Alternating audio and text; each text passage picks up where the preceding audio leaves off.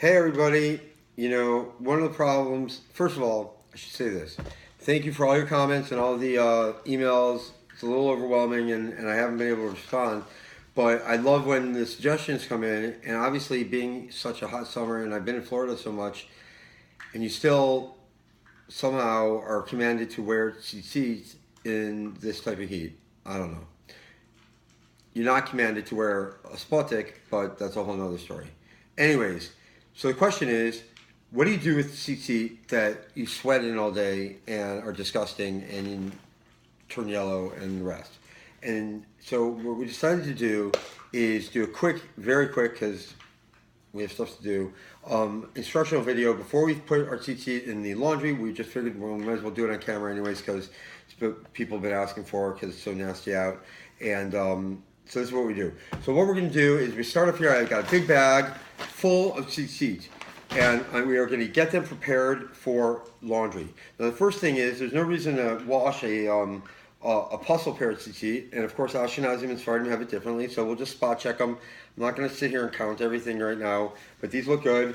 And we collect the tzitzit, we put them like this, and we're going to put them together. Okay, now you can't see that, but we're putting them in a pile. But they look good. 8 strings on each side. Got 5 knots. Okay. Now this is just so you know about the size of a proper tzitzit according to my Rav. And if you wear anything else, he would say, or he has said, that you are over carrying if there's no eruv. And so to prevent that, if you wear tzitzit like that in front of him, or if he sees it, he basically would, in order to prevent you from, again, we're putting them in together, in order to prevent you from being over a Isser D'Oraisa of carrying on Shabbos, he would graciously, put his foot in the middle of this and rip it in half. And, big hit with the parents, but listen, you gotta, if you're gonna sit there sweating, you might as well wear kosher scissors. That's all I gotta say. They don't have to be like, the fanciest ones in the world, but at least make them kosher. And it's true, as my sister here laughing will say, it's very difficult to wash tzitzit when you have children who sweat during the summer. 3 sons and a husband. And yeah, 3 sons and a husband. Look, if I had 8 boys instead of 8 girls, I don't know what the hell I'd do. It's so expensive. Well, forget about expensive. No, because they break when washing them. That's why it's expensive. They do not break when washing them if you follow the proper way to wash them. This is why I'm here for the tutorial. Okay, so I'm here watching. I love when we have off camera. This is like, you know what this is? This is how it is driving with my mother. Okay, because my mother believes that the passenger seat has a set of pedals like a driving school instructor car. And anytime you make a turn, she flinches her leg to stop short or do whatever the hell she does, and it makes me crazy. And that's the best part. It's more than backseat driving. It's like she really thinks that she's like, and her flinching actually startles me. It really does. It startles me, and then I'm like, huh, like I think something's coming, and I'm like, what? She's like, well, you were coming close to that thing. I'm like, you mean that thing a mile away? Like. Oh, and the best part is that she thinks that her arm is a seatbelt. Okay. Well, and a kitchen spoon. But, okay. I don't think it's appropriate what we're saying because we're trying to be in the shema. We're trying to be a nice thing. So, now, here's 4 pairs of tzitzit, okay? And all the strings, the part that we care about, okay, are bunched together. Now, how do we keep these from becoming disgustingly frayed or breaking and then making the tzitzit puzzle? And then you're going to be over the Oraisa malacha of carrying on Shabbos when you don't have an eruv. What do you do? Now, I know in Muncie they sell these fancy things that you put them in and whatever. I don't know all about that. But I went into my nephew's rooms because they're not home, and I grabbed a whole bunch of their tube socks, okay, which were kind of hard to find. And by the way, you might want to turn the vents off in the first bedroom. Anyways. Because they're all in camp. They took all their socks.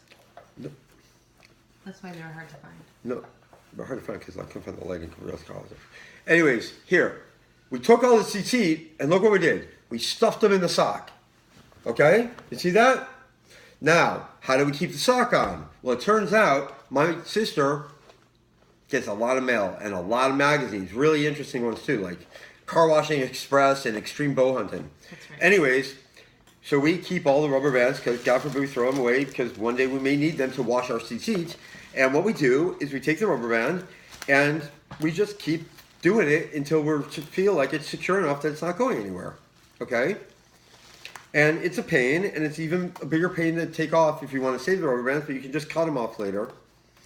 And we sit here, blah, blah, blah, blah, blah, and we just twist them up, okay, until we have this whole big packet of yellow, disgusting Tzitit that I haven't washed in years, and therefore haven't, like, worn in years, these particular ones. I mean, look how gross these are. These were white. Really gross. Okay? They really were white? Of course. Those aren't wool that started... These are all cotton Tzitit. Oh, that's really gross. Oh, and I'm sure your stuff doesn't get, if you don't wash it, gross. No, I'm saying it's time for a good wash with my Tide detergent. Yeah. No, look. You can tell who's been married how long when you go to shul by how yellow their tallis is. Fact of the matter. Take a look, okay? And because things age. But yes, Tzitit, and even cotton ages. These aren't just, I didn't sweat down there. You know what I mean? But the fact is, they're kosher, they're good Tzitit, and they're expensive. And anyways, I don't feel like burying them. Or puzzling them on purpose. So let's wash them the right way. So we got tube socks, we got rubber bands, we got 4 pairs. This is done, ready to go into the washer. So now I'm not going to take the time, because I know you got lots to do. I'm not going to take the time to go through and do it for my whole bag, on camera. But that's what you do. You collect the Tzitit. Okay, this is a nice pair of what we call racing stripes. Now these are wool. Hang on. Yes? I'm sorry to interrupt. Yep. Can that go in the dryer? No. We are not putting anything in the dryer. Absolute good question. I was going to address it later, but since you brought it up, nope. We are going to put this in the washer. I'll just say this now. We're going to put this in the washer on a good gentle cycle, not the craziest silk cycle, but like a medium cycle, like one that's not going to tear it apart, but one that's reasonable. They're all white, but although I'm going to put the racing stripes in, so maybe I won't put in real bleach. Or maybe I'll do it separate. We'll see how many we end up with at the end. But you could bleach them. You can wash them 3 times, whatever. But no, we're not going to, and we're not going to do the heavy spin either, right? And then when we're done, we're going to take a scissors, because we're lazy and we don't want to untie all these things, and stand over the garbage bag and just cut this off, take off our clean sock and put it wherever we put it. And then what we're going to do is, and maybe we'll tape this later, I don't know, is we're going to then take the 4 pairs and separate the strings. But it's not going to be a huge knotty mess. It'll be just as straight and normal as it was when it was. And the other thing we're going to do is there are 5 knots in Tzitit. 8 strings, 5 knots. Okay? The last knot, it's a square knot. It just goes one over the other. Okay? Here. The last knot gets loosened. Okay? Hold on. The last knot sometimes gets a little loosened. So what we do, and we do this every... Sorry, we got interrupted by a phone call. But what we do, and we do this every single day when we put on our tallis, is we tighten that knot. So that loop goes to that.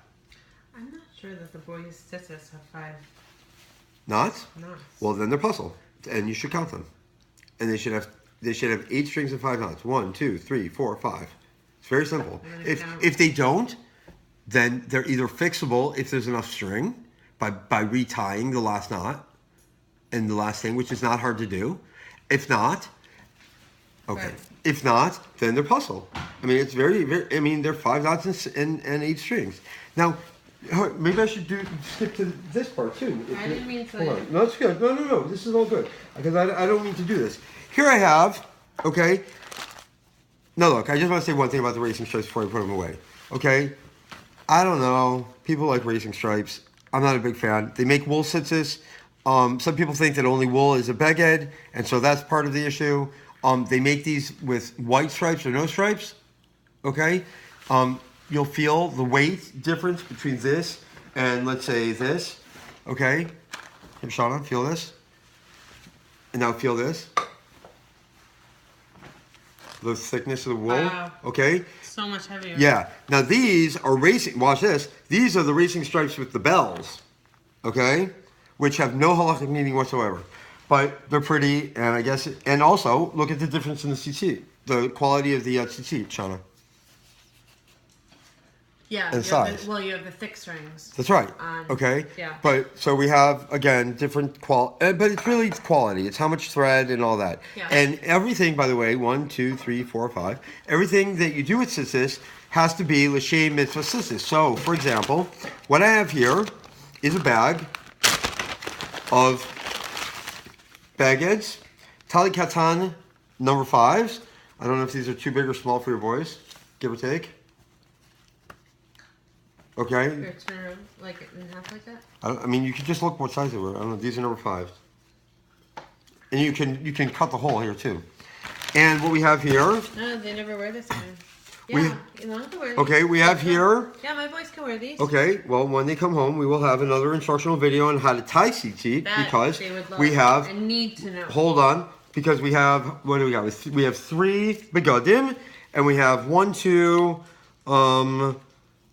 3, 4, 5 regular, sets of tzitzit, and we have 1 fancier set, and then we have all these extra ones. Now, what I'm going to do very quickly, just to demonstrate, to show the show is I want to untie this and show what we're doing because Shauna, if you take a look at your tzitzis and you see only 4 strings and you need to determine if there's enough string to do it, here's what you need to determine. Now, I don't have my talis handy. Because you in the next video, I'll show you some of one second. fixing. Hold on. I just want to show you something. Of the 8 strings, when you start, okay, well, just give me a second to untangle this. Stop pressuring me. I have a bunch that are missing a corner, like 1 corner. Okay, so we can retie those. Like a replacement. This is what you buy. This is 4 corners. Doesn't have to go on the same baguette. Okay, now look, they tied this over like this. It's very basic, but the point is, of those 8 strings, 1 of the 8 is 4 times as long as the other. Right. Okay, and it's up to you, and some people trim it, some people don't. That's why sometimes you'll see people with an extra string that's hanging to the floor. Usually not for talit katan. That long string did not work so well during potty training. I'm just saying. Okay, I don't really want to get into this. Okay, I only have 1 son, but I will say this. When one is in a situation where each tzitzis might get soa put on it, my advice is take off the tzitzis. We did. Put it on the wall. Take off your pants even. Get comfy. George Costanza.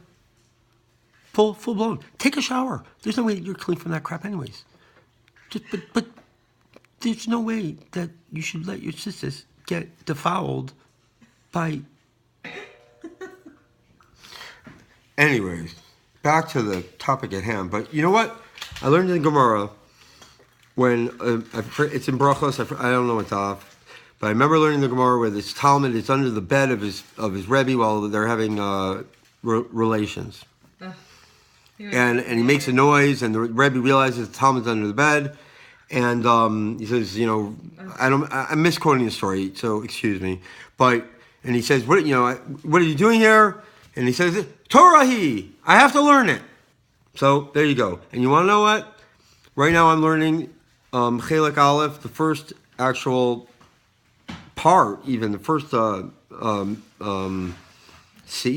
of the Orach Chaim, the Shulchan Aruch. Figured might as well start at the beginning, right? And it's all about how to poo and what's involved and all that. And it's Torah. It's Torah. Don't be embarrassed. We all do it. We say it bracha every time. God bless. Opportunity for brachot. So anyways, the point is this. You got these tzitzis, Shana, that are much longer. Okay? And those are the ones that we use to wrap the 7, 8, 11, and 13 times between the 5 knots. Okay? So, we'll get to tying another day. The reason we have these, just as an aside, is because long ago, we did a field trip with Yeshivat Noam when it was still a very small school, and you were able to influence the contents of the Israel trip, and, or I guess you were able to influence Yeshivat Noam, since I no longer, for the first time ever, since its founding, don't have a child at Yeshivat Noam. But anywho, can you give me a sandwich bag just for the one I took apart, please? Yeah. And so... You want a snack bag? Yes, fine. But we went to Yerushalayim, and there's a place there called Yad LaKashish. It's on Rehov Eliash, which is directly behind the new city hall, which isn't even so new. And at Yad LaKashish, you have gentlemen all day tying tzitzit on beautiful begadim that are often silk screened by women who work at Yad LaKashish. And we decided that as a project and as a way to also at the same time teach the students that were on the mission with us from Yeshiva Noam how to tie tzitzit, we brought with us and all these begadim that I ended up with a bunch of. I probably should pay for them, and all these extra tzitzit. And the kids from the thing got paired up with these elderly gentlemen from Yad LaKashish. Yad LaKashish is a place that my grandparents were very involved with. Wonderful place where basically half the day they work, and then they sell in the gift shop and elsewhere, and they have contracts around the city, like for pizza boxes. They make beautiful things, and they have a gift shop. It's a must-stop place, and you take that money, and they pay the old people that work there, and they give them medical care, and they give them meals, a hot meal every day, and they give them socialization, and they give them a reason. Yeah, and they give them a reason to get out of the house instead of watching Law and Order for 12 straight hours a day until you go to Costco to try to poison yourself. You know, with bananas. If you understand, you understand. But my point is this: that tying tzitzit is a mitzvah in the Torah that everyone should know. We'll do that next time. But having nice clean tzitzit is a way that you will be encouraged to not be disgusted by the mitzvah and be willing to do it even in the summer. Now, I don't know halacha. I'm not a psak, a posek, but many people I know will only wear tzitzit with a shirt underneath the tzitzit. And I hold that practice myself because, again, that's what I learned. I don't know if it's halacha l'maisa or not, but it does help a little bit with the dirtiness. But either way, no, but this isn't. They sell undershirts too, so it must not be. Regardless, there are some people that think that from a Kodesh standpoint that you should have a separation between your body and the tzitzit. I understand. I don't know. What I'm saying is this.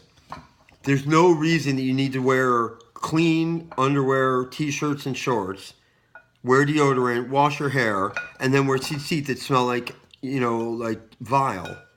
Because it's so easy, just like we showed. And we're going to sit here real quick and just tie up the rest of them, throw them in the wash, and then when they come out, maybe we'll do a video, but it was a little bit, hard to set this up. I don't know why, but we're challenged. Just drying rack, put them on the couch, put them on a chair, nothing wood. If my children don't stop calling me and interrupting my video, I may lose my mind. Anyways, bottom line is that tzitzit are easily cleanable if you have tube socks and if you save the rubber bands from your mail. That's all you got to do. And then you separate them and you wear beautiful, smelly, like downy, lovely, like a baby's tush tzitzis. So that's it. Signing off. Hope we helped out. And if you have any questions, then send in more requests. Talk to you later.